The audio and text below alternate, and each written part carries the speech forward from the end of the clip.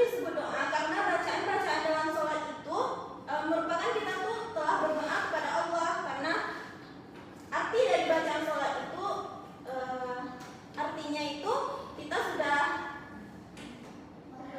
berdoa kepada Allah. Seperti membaca surat Al-Fatihah itu merupakan doa inti dari kita. Selanjutnya yaitu hikmah dari sholat. Hikmah dari sholat itu umumnya intinya itu ada dua, yaitu mencegah perbuatan keji dan munkar, dan juga membersihkan hati. Mencegah perbuatan keji dan munkar ini adalah sebuah perisai bagi hati, dan juga sholat membersihkan hati dan jiwa kita sehingga kita lebih tenang dan suci.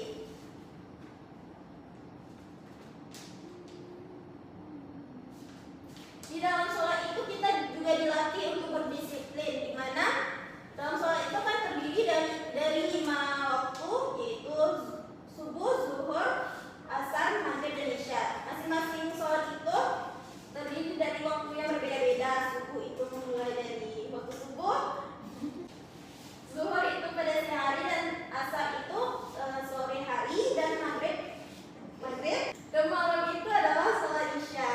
Jadi kita tuh dianjurkan untuk sholat tepat waktu.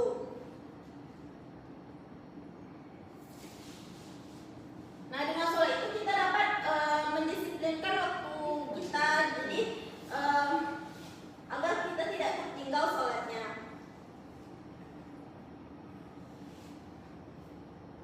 Dan juga sholat itu menyehatkan fisik dan mental kita, di mana gerakan sholat itu kan melatih otot-otot dan sendi kita agar tidak kaku.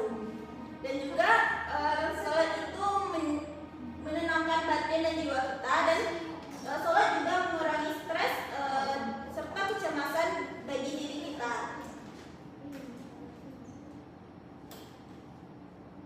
Nah, selanjutnya rukun sholat. Ada yang tahu rukun sholat apa saja, Nanda? Tidak tahu. Jadi rukun sholat itu yang pertama ada niat. Nah, yang kedua yaitu berdiri tegak.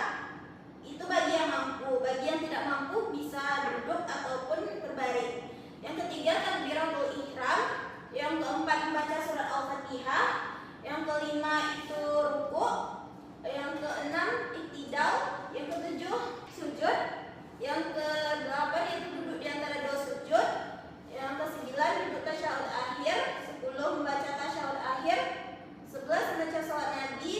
12 mengucapkan salam yang pertama, dan 13 tertib.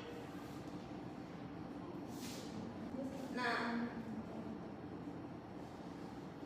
jadi di sini dalam sholat ini kita mendapatkan berbagai macam manfaat dan juga seperti kunci kebahagiaan. Jadi Ananda tugasnya yaitu Ananda dapat mencari tahu apa saja manfaat dari sholat itu. 5 manfaat dari sholat. Dibagi kelompoknya 2 kelompok, Yili, Siva dan Tia, Tani, Prakul, dan Sofi. Silakan dikerjakan. Nanti akan dipresentasikannya Anda. Baik, siap Bu. Bu ada hadiahnya enggak, Bu? Baik, Bu. Nanti ada. Nanti kita makan ya. Ibu yang bayarkan, Bu.